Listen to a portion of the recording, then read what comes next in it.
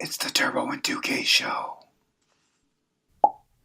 What's up, 2K crew? Yes, we are back live coming to you, and I'm so excited because it looks like everything in the Facebook group is going off without a hitch, so that is awesome.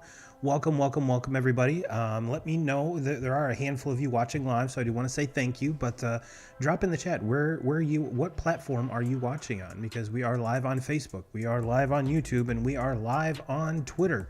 So I'm always really excited to see where exactly everyone is watching, so yeah, go ahead and drop in the comments here where you are, where are you watching us from on this what seems to be like a gloomy, wet, and kind of rainy Sunday night. So let's get locked in because we got a lot of stuff to talk about. We're gonna talk over some news, and we're gonna jump into probably the biggest nugget of the whole weekend. Is the Shohei Ohtani news. What does it mean? Is he worth it? Where does this put the Dodgers? I mean, there's a lot of things to unpack here. So without further ado, ladies and gentlemen, let's get started. All right, like I said, probably the biggest news came about 6 o'clock yesterday, and I'm with all of the which we'll kind of get into here in a little bit, but not to put the cart before the horse, if you will. Kudos to Jaden Daniels, LSU quarterback, for winning the Heisman. I mean, it was kind of an odd year. I mean, usually there's kind of a front runner where we all kind of agree that this guy is the guy. And I think leading up to probably the Washington-Oregon game, I think a lot of folks had Bo Nix kind of penciled in there. And he had a good performance. But it wasn't, of course, Oregon loses that game. But I have a feeling if he throws for like 350, 4 touchdowns, maybe a rushing touchdown, Oregon wins that game, we might have a different Heisman on our hands. So kudos to Mr. Daniels for joining the Heisman house. And I can't wait. I literally know next to nothing about this kid. From the looks of it, he has kind of everything that you're looking for in kind of what's becoming the prototypical quarterback for the NFL. He's mobile, he's accurate, he has a cannon for an arm. So we shall see where that goes, and it is going to be one heck of an NFL draft, and can't wait to break that down with you guys. And we've already seen some of the and transfer portal is another big story too that I'm going to wait till 2Ks gets back in the building so we can kind of break that down, along with the I am going to touch a little bit on the playoff, the Final Four teams in the playoffs. So, and you know what? Let's just jump into that. Let's just kind of rip the Band-Aid off, kind of get it out there, because this was news last week, and I was kind of hoping to go live last week, but 2Ks was he had a very bad fever. I mean, very bad. So kind of a good idea to put that on pause so he can get healthy and get back to it. And this week he has his one of his Christmas parties. So he is on his mom's side. So Merry Christmas to each and every one of you. And with that being said, if I'm not mistaken, let me just double check here, 2K crew. Nope. I believe that Christmas Eve is indeed on a Sunday, which it is, December 24th. So we will not be having a show on Christmas Eve. I have a feeling that there wouldn't be a whole lot of viewers on Christmas Eve, but you never know. You never know. But if I have a feeling if 2Ks and I want to stay married, that we will bypass that show. So kind of keep that in mind as we move forward. But yes, the college football playoff. If you guys have read my blog, if you haven't, either pick up a Marcellus newspaper or go to buyturbobeer.com and sign up for our sign up on our email list, and you'll get notified every time I publish a blog. And while you're there, if you do want to donate, it's completely up to you. Buy 2Ks and I a beer, and we will shout you out on the show. But yeah, I in my opinion, did Florida State get screwed? Yes, they did. However, as a fan that has no skin in the game here, I think they got it right. I really do. And I think it's going to give us the best matchups going forward. Michigan, Alabama, Washington, and Texas. I think both those games are going to be fantastic. And while I'm thinking about it, let's take a peek at the spreads here, because I'm kind of curious to see where the books have these, because I haven't even, if I was a better host, I would have already had this taken care of. But yeah, my big thing with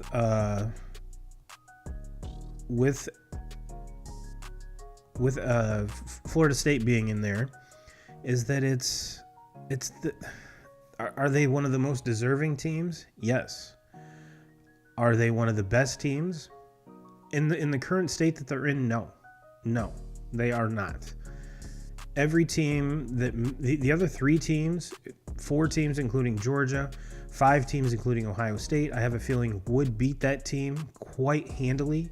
I mean, let's be honest, Louisville almost beat them, and it does suck for Florida State, for the fans, for the players. I get that. But as I guess you could say media member, but fan overall, I mean, these are the matchups I wanted. I was so stoked when the Alabama popped up at 4, and I'm like, yes, here we go. These are going to be probably some of the closest games we've seen.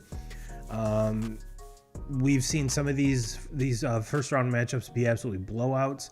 I have a feeling that is not going to be the case. I mean, we've got and why the Alabama-Michigan game is on first New Year's Day, I will never understand.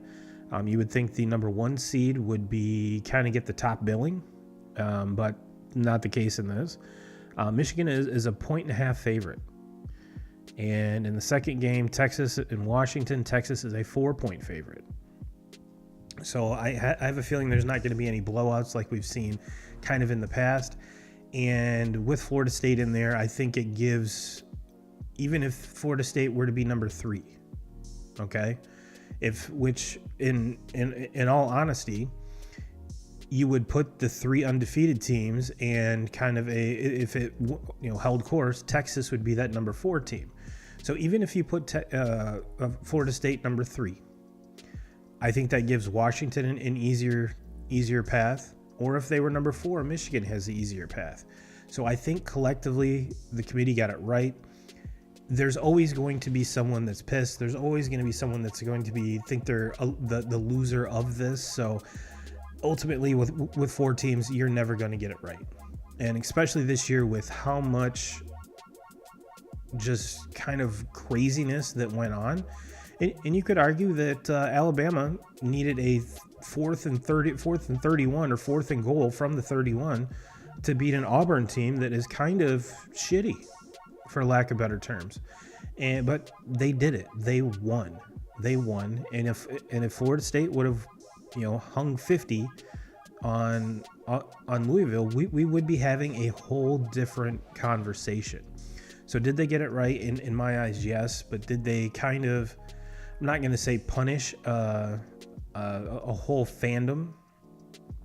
I honestly don't think that's the case, but it is kind of ironic that this is happening the last year of the 4-team format. Next year we're going to 12. And for all of you that are saying that ESPN is biased towards the SEC, they're biased towards Alabama. Well, maybe yes, just because of ratings, yes. But ESPN owns the ACC network. Wouldn't they want to promote their own product in Florida State? I mean, that argument isn't really valid to me. Could it be? Sure. But I have a feeling this comes down to ratings. And yes, Alabama has a draw to where not only fans watch them, but people that cannot stand and hate Alabama and Nick Saban will tune into that game just to see and to root them to lose. You know, Michigan has a very loyal fan base, a very big fan base, but you're going to see that fan base increase exponentially because of the fact that people can't stand Alabama and Nick Saban. So it's crazy. It's crazy. And now you might be saying to yourself, well, Turbo, it doesn't matter how many teams get in. There's always going to be someone going to be left out. Correct. But once we get down to 12, 13, 14, or 11, 12, 13, 14, you're talking about 2-loss, if not 3-loss teams. So it's way easier to kind of dissect and give tiebreakers in that situation when there are multiple losses like that rather than just one or none. So yes, is there going to be a conversation? Sure. Look at March Madness. March Madness has 68 teams, and there's always a discussion of who's left out or who should be seated where. So yes, we're always going to get those conversations. It's just going to be a little bit different, and in my opinion, it's going to be a whole lot easier to determine who gets those home field slots next year. And let it play out on the field. So that's enough of the news. That's enough of the news. I'm sure I bypassed a bunch of it because you would think as a better host, you would think that I would have these lined up, but I don't. Because news of the day, or pretty much of the offseason so far, is the signing of Shohei Ohtani. Now let's kind of dive into this a little bit further, because there was a lot of rumors being floated around that he was on a plane yesterday to Toronto to sign with the Blue Jays. There were reports that he was on an airplane already heading to Toronto. There were also reports coming out that there was a large venue inside the Rogers Center to kind of facilitate this announcement. Excuse me.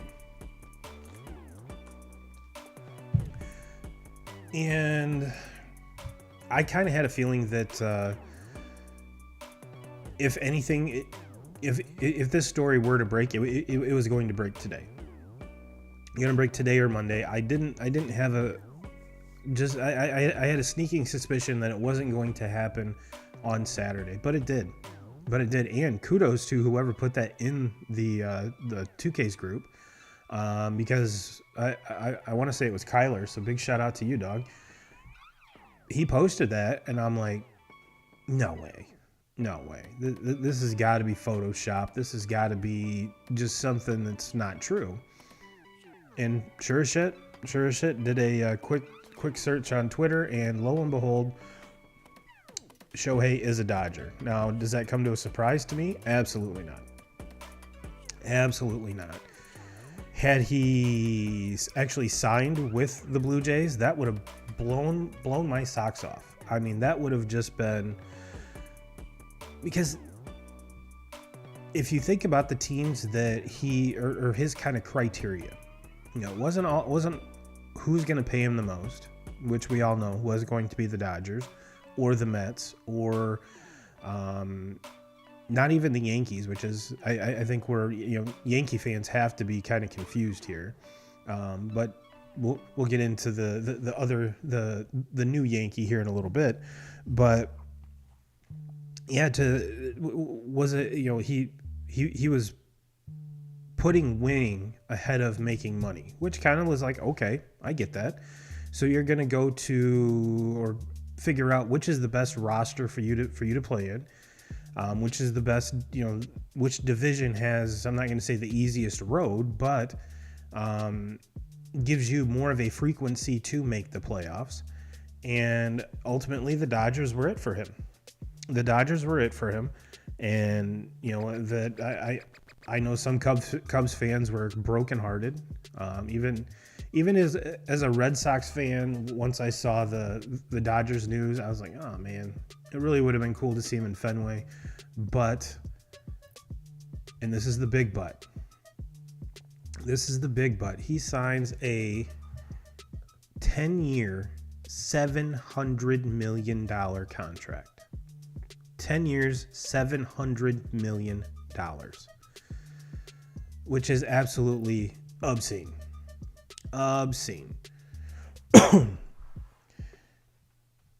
The next biggest baseball salary contract was Mike Trout, which was, I believe, for like $425 or $450. So there was a whole lot of extra stepping stones that Scott Boras was like, nope, we're right here. This is it. And ultimately, it came down to, I'm sure the Dodgers were the only team that were willing to pony up $700 million. And it was kind of the 10-year part didn't surprise me. There were some reports that he was looking for 12. So I'm not sure where that kind of broke down, but I'm on the New York Times. It says now Ohtani, 29, has broken another barrier, signing a record 10-year, $700 million contract to play for the Los Angeles Dodgers. The deal announced Saturday was as eye-popping as his tape measure home runs and blazing fastball. More than $275 million above what his Angels teammate Mike Trout received in 2019, and $10 million more per year than Damian Lillard of the NBA's Milwaukee Bucks, who had the highest annual salary in American pro sports. It also eclipses that $50 million to $60 million that the Argentine soccer star Lionel Messi is earning each year to play for the Major League Soccer's Inter Miami. That's a whole lot of money. And if you're an opposing pitcher, okay, let's put our pitching hat on. Let's toe the rubber. Opening day or any time during the season, but let's say opening day, just because the likelihood of everyone to be healthy on opening day is greater, just because you haven't played the season, and it just makes more sense to do that. And I believe the Angels are playing the Cardinals first, so it might be Sonny Gray that's towing the rubber. And to lead off the game, Mookie Betts steps in the batter's box. Number 2, Ohtani. Number 3, Freddie Freeman. So not only do the Dodgers have the 2-time unanimous AL MVP, last year's runner-up in the NL in Mookie Betts, and last year's third place in Freddie Freeman. That's an all-star lineup. Now, here's where it gets kind of tricky, because we all kind of know that Shohei will not be pitching next year. It will be till 2025. Yeah, 2025 until he is able to do both. Fingers crossed. And if you look back at it, 2Ks and I we're kind of asking ourselves, well, can the Angels pay him $500 million and have both him and Trout in the same on the same roster? Well, the Dodgers kind of answered that question. Could a team financially do it? And the answer is obviously yes, because Mookie Betts, big contract, not as big as Mike Trout's, but if you add to it Freddie Freeman's, it's probably more than what Mike Trout's getting. And now put even more, $200 more million on top of that, and getting a Shohei Ohtani. But the one thing, if I'm a Dodger fan, which obviously Magic Johnson and that ownership has no issues going over the luxury tax. That's not even a question. But where's your pitching coming from?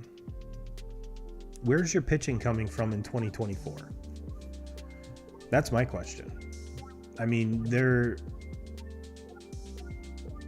when I kind of did a little bit of research, the Dodgers, I believe, are projected to win 87 games. With that payroll, 87 games is it. Is it. Now, granted, you might be saying to yourself, well, Turbo, hold on. The Dodgers aren't done yet. Free agency it just started, legitimately. Yes, we've seen some other players sign elsewhere, but the main domino has fallen, and now we're going to see probably a lot more guys sign now that Shohei is off the market, just because there were kind of the teams that were in the mix. Now obviously they're not in the mix, and they're taking that money elsewhere and picking this, grabbing this guy. And now that that big fish has been caught, it's like, okay, now we can go through and fine tune our roster and just to see exactly where everything's going to fall. So it's rumored that the Dodgers are still in on Yamamoto, which that would $1 billion to 2 players. Because it's rumored Yamamoto is asking for $300 million. That's a lot of money. That's a lot of money, honey. A lot of money, especially for a player that's not proven in MLB. Yeah, we've seen the hype around Daisuke Matsuzaka. We've seen the hype around Yu Darvish, obviously with Shohei. But man, it's just mind blowing. It's mind blowing. And if you're a fan of a small market team, even the Red Sox at this point, it seems like they're a big market team operating like a small market team. Yes, we've made some trades. Yes, we've kind of dabbled and dipped our toe, in free agency, but it is rumored that the Red Sox are in on Yamamoto. If you're a Blue Jays fan, you have to be disappointed. I mean, you talk about the biggest dick tease of all time. People tweeting and saying that they confirmed have seen Shohei on a plane. We have confirmation that this room is being booked for the announcement. And it comes out that he makes the announcement himself on his Instagram. Okay. Okay. And if you're a Cubs fan, I mean, that's kind of be a big dick tease too. Big dick tease too. So I know it's hard to fathom, and it's something that I haven't even wrapped my arms around yet at all. But is he worth it? Is he worth it? That is going to, and this is the way I'm going to have this conversation is he worth it? And I'm throwing this out there as if they're not even going to win a World Series. If they win a World Series, slam dunk, this is worth it. Hands down, this contract will pay for itself. Slam dunk, boom. Not even an issue. Not even an issue. And I really urge folks to go over to the Baseball Does Not Exist channel over on YouTube. Joey does a very, very awesome breakdown of what exactly, like ad revenue, jersey sales, how much money the Angels made on Ohtani. How much money did Ohtani make the Anaheim Angels? How much? And Joey actually predicted the 10-year, $700 million. I want to say it was last year the Angels made $20 million just off Shohei. That's after paying his contract. That's after a whole bunch of things have already been paid off. This was an extra $20 million. Okay. So I believe Shohei got somewhere in the neighborhood of 30 last year. So 50. Yes, I know we haven't approached that 70 mark, but the one thing that the Dodgers will do that the Angels did not, first of all, is win. Let's just throw that out there. Win. LA is a way bigger market than Anaheim. Yes, still the same state. But he's going to Hollywood, where it's glitz, glamour. That's where all the pretty people are, and when you get to a bigger metropolitan area like that, the ethnic breakdown is different. It's just fact of the matter. And I have a very, very good feeling that because the Dodgers are going to be relevant, because the Dodgers are going to be in the playoff mix, because the Dodgers have that lineup, have that power in their lineup, it's going to be a little bit more appealing to all of these Japanese advertisers to pay the extra money to promote their product, service, whatever, in Dodger Stadium. It's just the fact of the matter. And especially the way social media is working now, and I'm saying now as opposed to like when Pujols signed that deal with the Angels, when Miggy signed his contract with the Tigers. You're seeing franchises get paid ad revenue. They're getting paid so many views, so many clicks on highlights on Twitter, highlights on whatever platform that you're looking at. Yes, $700 million is a shit ton of money, 2K crew. Shit ton of money. Can't argue that fact at all. Is that an obscene amount? Yes, absolutely, 100%. But business-wise,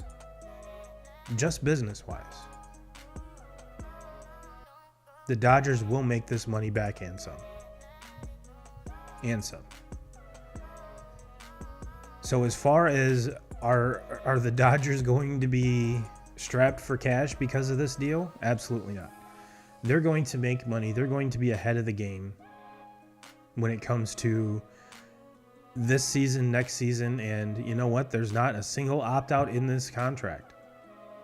So Ohtani he for all intents and purposes is going to finish his career as a Dodger. Unless the Dodgers move him, which I highly doubt. So, hey Brenda, what's up? But yeah, this business-wise makes all the sense in the world. Now, let's take that one step further. The Dodgers do win a World Series. All right. I have a feeling those same advertisers that were advertising for every home game during the regular season are going to want to continue during the playoffs and the World Series. And you know what? The price tag goes up for all of that. Each step of the way. The part that sucks is that I guarantee everything in Dodger Stadium is going to follow suit. I haven't been to Dodger Stadium, but I have a very good feeling if it's expensive as hell to go to a game in Detroit or Chicago, it's even more. I'm just guessing that it's going to be astronomically expensive to take you and your kids to a Dodger game. It's just it's California. Everything's more expensive out there. B, it's Los Angeles, so take that up another notch. And C, Ohtani. It's supply and demand. There's only a certain supply. There's 81 home games. And the demand is going to be exponential. I have a very good feeling that the Angels sold out probably every home game this year, if not probably very close. And because of the Dodger fandom, because one of the things that the Dodgers have that the Angels do not is the Dodgers are a global brand. Yeah, you could kind of say that every franchise is a global brand, but not to the extent of the Dodgers. You know, there's your certain teams that I guarantee if you wore a logo of one of these teams and went over to China, went over to Japan, went over to England, if you wore a Cowboys hat, Dallas Cowboys, whether you're a fan of them or not, are a global brand. The Dodgers, probably Duke basketball, the Yankees. I mean, these are global brands that I guarantee 90% of the people you run into all over the world will not, I'm not going to say know the squad, know all the ins and outs of the team, but they will recognize that brand. I guarantee it. I'm not going to say it's as big as Nike or something like that, but the Lakers are another one. You know, and where do they play? LA. So this is, and I have a very good feeling that the way the Angels are going to market this, and is going to be kind of the blueprint of how every team should do their marketing around their star player. The only difference is the Dodgers have a unicorn and no one else has him. So was it why? I have a feeling that because he is a Scott Boras client that probably the actual only other offer was probably $500 million. But he kept telling Magic Johnson in the Dodgers brass, be like, hey, you better go 7 to just blow everyone else out of this conversation. And lo and behold, they did. So is it worth it? Yes. Business-wise, yes. The ROI on this contract, it will be immense business-wise. It will only go up from there the more success this team has. They do need some pitching. And if Dave Roberts is still the manager when it comes time to tell Shohei that he can't pitch anymore, he's just going to be a hitter, I don't want to do that. I wouldn't want to be that manager at all. I wouldn't want to be that manager at all. I wouldn't want to be that GM. I wouldn't want to be anywhere near the room that conversation is going to be had, because it eventually it's going to happen. It's going to have to happen. It's going to have to happen. Now you might be saying, well, is it now on field? You know, we've talked about the business side. Now let's talk about the on field. Because there is it possible that he can pitch for 10 years? Well, yeah, he'll be going into age 40 at the tail end of this contract. So we just saw Justin Verlander have a hell of a year.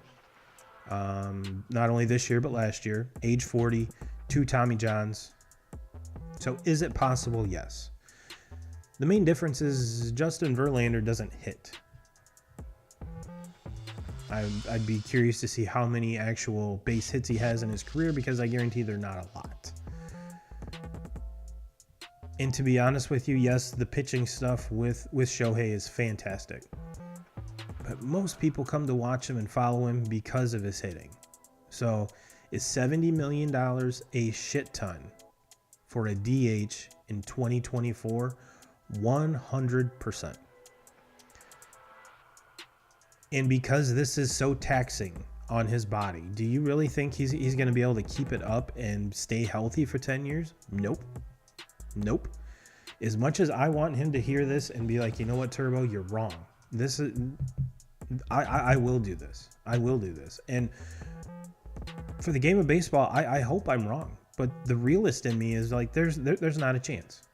There is not a chance in hell that this happens. So I guess it's one of those things we can still enjoy it while it's here. We can enjoy it. And as a baseball fan, I will for sure. Let's see here. Let's see if I'm missing any part of this article here, because there was a question come up to. Let me make sure. I'm getting the wording right here. 2K Crew. So hold on a bit.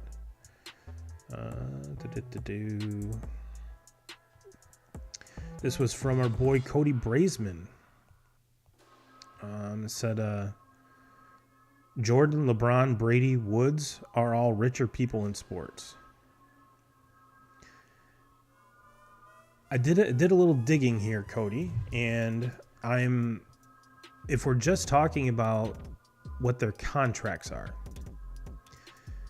if we're just talking contracts and none of the endorsements, none of any of that, because that's harder to kind of pin down. LeBron, let's start with him. This is a tweet from Wojo. The 2-year, $97.1 million extension, which includes a 15% trade kicker, makes LeBron James the highest earning player in MLB or NBA history, with $532 million in guaranteed money. Hasn't even reached that $700 million yet. And this is, I think, LeBron's season 21, if I'm not mistaken.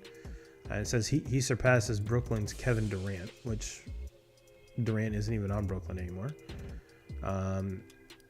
James has earned $389 million over his first 19 years in the NBA, and he's set to make $44.5 million that was last year, 22 to 23. That's this year. Which could have been his final year of his contract to Lakers, but he will add another $48.6 million in his last deal.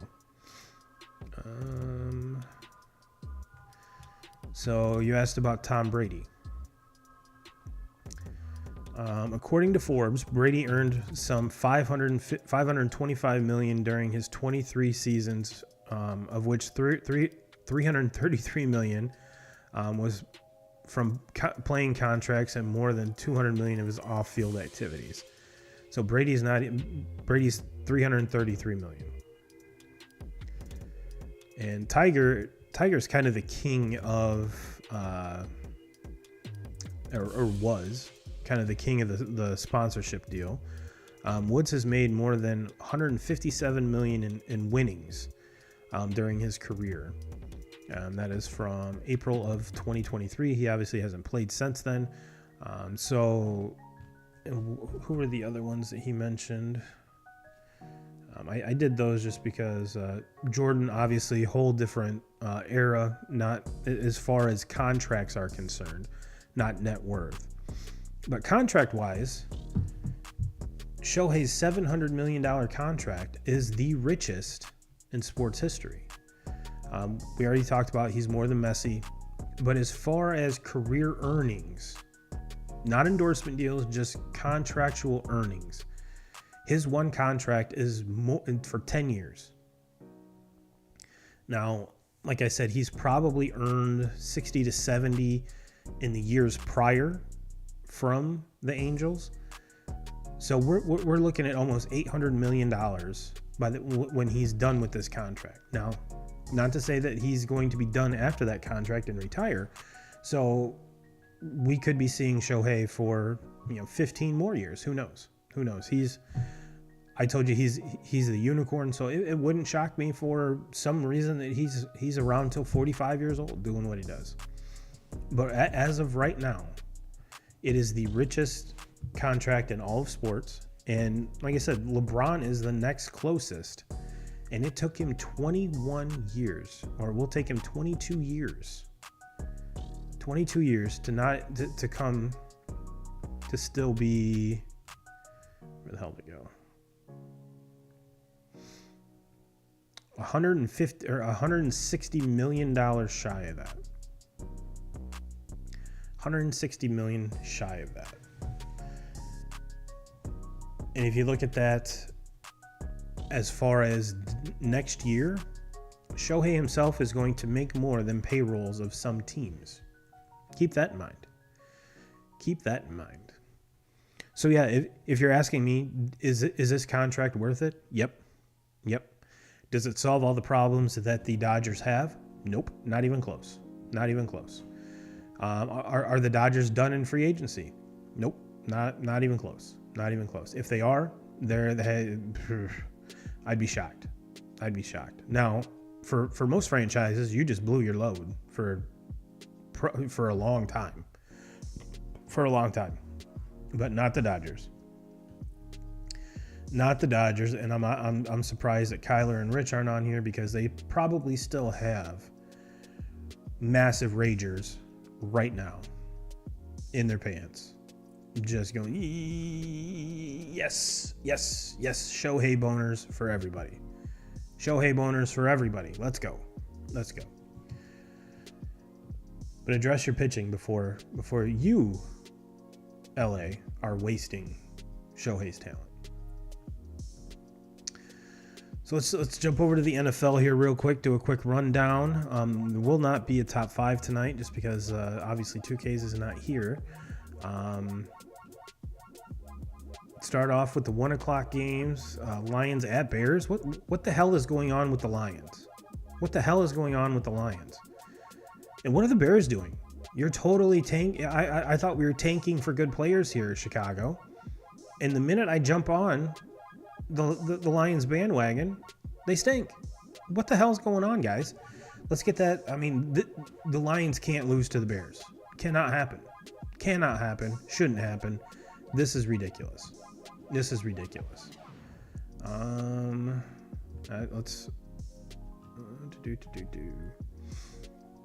Broncos at Chargers. This is man. I think this Justin Herbert injury might be the final straw to break the camel's back for Brandon Staley and that coaching staff. I think you're going to see possibly a new GM, but I would be shocked if Staley finishes the season out because the Chargers are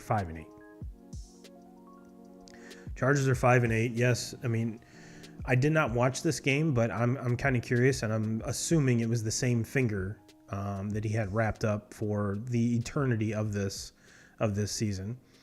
So 2K Crew, let me know if that was the case.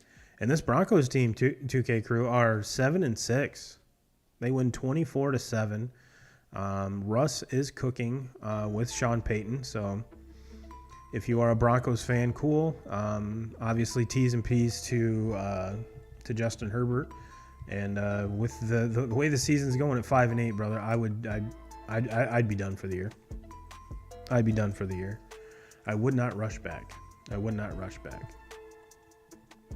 Now here's one I really wanted to dive into, 2K Crew. Colts at Bengals. I mean, let's take it. I'm sure I was not the only one that was throwing dirt on the grave of the Bengals when Joe Burrow went down. But this Jake Browning cat, ooh, man, goes 18-24, 275 yards passing, 2 touchdowns, 1 pick, and he also has a rushing touchdown. As the Bengals get a big win at home over the Colts, 34-14. Both teams are 7-6. Gardner Minshew had a pretty good game as well. 26-39, 240, a touchdown and a pick. Almost no rushing attack. So I think I'm assuming Jonathan Taylor is not back. So JT, let's get back and help this team out. Pittman has a day with 95 yards. Let's see here.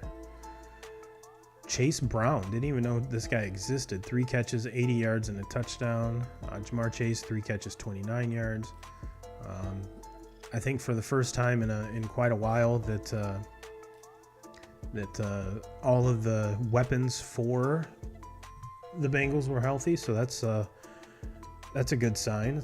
Joe Mixon, 21 carries, 79 yards, and a touchdown. So yeah, a great game, surprising game. And Jake Browning, dude, you for every second that you play, you are making yourself a shit ton of money, kid. Go out and do it. Jags at Browns. Browns get a big win here. 8-5. The Browns are 8-5. So are the Jags. T-Law has an up and down game, 28-50. 257, 3 touchdowns, 3 picks. ETN has a decent day on the ground and through the air. Has a rushing touchdown. Evan Ingram led the way with 95 yards and 2 tuds. Joe Flacco throws for 300 yards. That is absolutely amazing. If you had that on your bingo card today, I bet you were thinking, shit, I am done. This sucks. 300 yards, 3 tutties, and a pick. We get a Kareem Hunt sighting in the end zone, as well as David Njoku. Good for you, man. 91 yards, 2 touchdowns. So yeah, this Browns team, for all of the, I mean, Joe Flacco wasn't on the roster 2 weeks ago. So let's kind of think about that real quick. I mean, we've got the Jets, who went back to, I mean, they've had 4 or 5 quarterbacks play this year. Went back to Zach, and yeah, let's talk about it. Let's talk about that game. Texans at Jets. I figured this would be a book it Texans huge victory here. Not the case. CJ Stroud gets knocked out in the concussion protocol. Only has 91 yards passing. Zach Wilson, 27 to 36, 301 yards and 2 passing touchdowns. No interceptions. Breece Hall has a day. Garrett Wilson has a day. I mean, this is something I did not expect. I'm pretty sure most folks really didn't expect CJ Stroud to go out. But Texans are still 7-6. Jets are still 5-8. Do I think this is a Jets team that you have to worry about in the playoffs? Nope. But I still have a feeling that Houston is going to find their way into the playoffs. Bucks at Falcons. Barn burner here, folks. 29-25. Bucks get the win.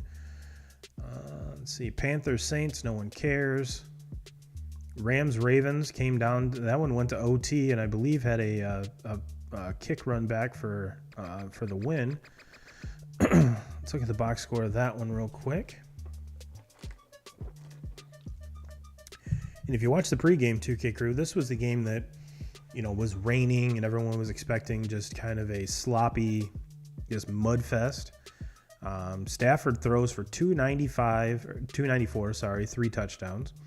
Lamar goes for 316, 3 touchdowns and a pick. Also has 70 rushing yards. Kyron Williams has 114 yards rushing for the Rams. Excuse me. Cooper Kupp has a Cooper Kupp-esque game, 8 catches, 115 yards and a tud. So this was a hell of a game. Leading into this game, I was pretty sure that the Ravens were going to take care of business. And they did, but the Rams made it way more interesting than I have a feeling a lot of us would have thought. And quietly, 2K Crew, the Ravens are 10-3. 10-3. No one's talking about them. So yeah, keep an eye out on them.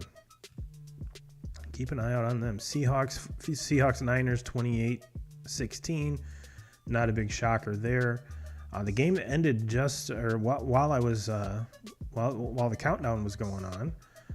Bills at Chiefs. Bills come away with a huge win, probably a season-saving win, to move to 7-6. If they're 6-7, we're talking about a whole different story here. Chiefs fall to 8-5. Josh Allen goes for 233, a touchdown and a pick. Mahomes 271, touchdown and a pick. James Cook was the difference in this game, 2K Crew. He had 58 yards rushing and 83 yards receiving and a touchdown. Just an absolute beast of a game. It was the first Bills game that I've watched where they actually had a formidable running attack. And it wasn't Josh Allen. Josh Allen only had 32 yards rushing. Normally that's the other way around. Josh Allen is leading the team with rushing yards, and James Cook is behind him. That's not the case. That wasn't the case today. So big win for the Bills. And as we're kind of going here, we're still in the first quarter. Eagles at Cowboys. Cowboys are up 7-0. I bet you 2Ks has a big Cowboys boner. Probably not as big as the Dodger boner that we just passed out earlier, but I guarantee it is probably a borderline rager at this point, and ultimately a game the Cowboys should win.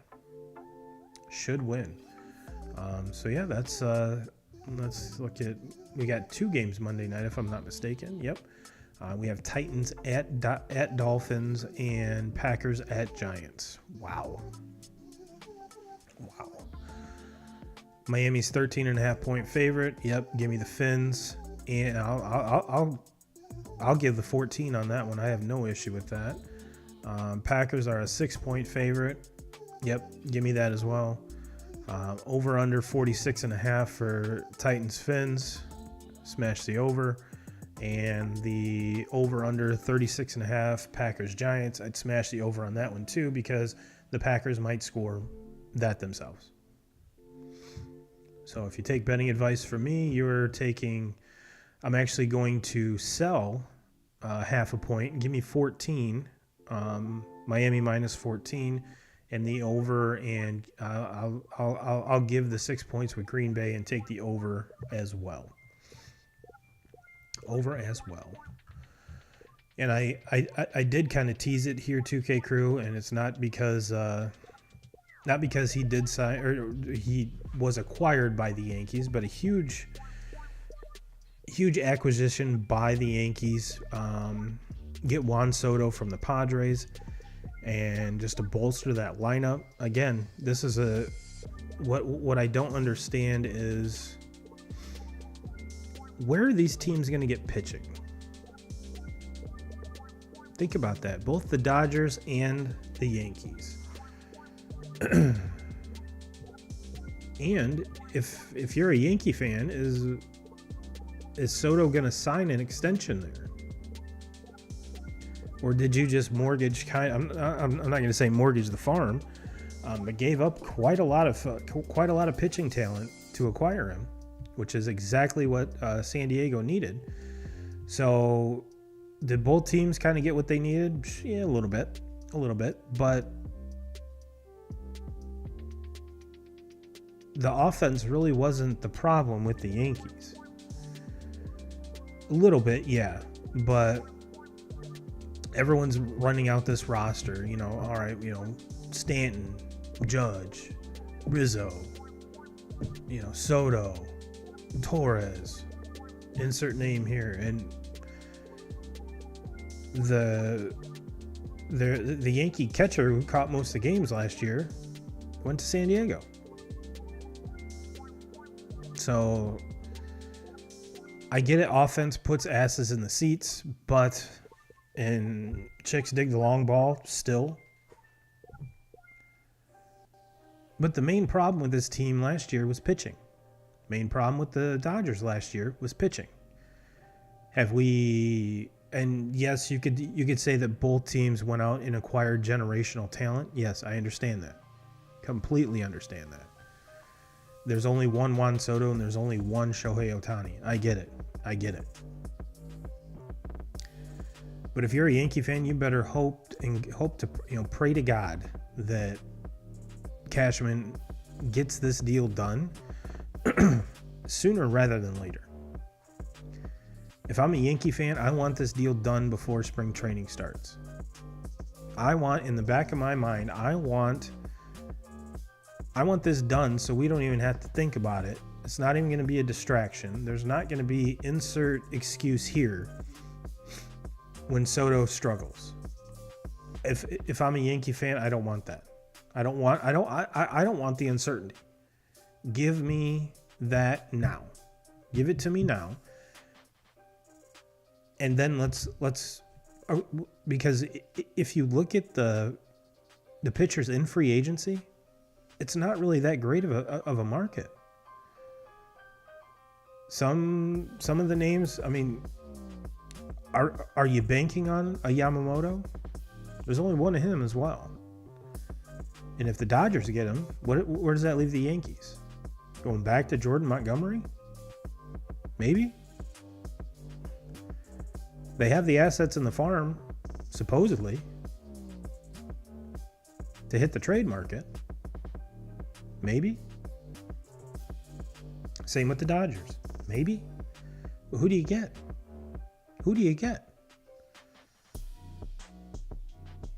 And if it's not now, when it comes trade deadline, I mean, granted, I have a feeling if you're a Mets fan, you really didn't expect both Scherzer and Verlander gone at the trade deadline. But I mean, this has been one of the most weird, outlandish, just unpredictable off seasons so far. And yes, a lot of those adjectives I just laid out were because of Ohtani, because we've never seen anything like this before. But some of the other stuff, it's like, really? Okay, that's the reason? I guess that's why I sit here and do this, and I'm not a baseball executive, because I really don't understand it. I really don't understand it. Well, 2K Crew, we just hit an hour here, and if you've ever tried to talk by yourself for an hour, it's not easy. So we're going to wrap it up. Hopefully next week, 2Ks will be sitting right there so we can talk amongst ourselves at least.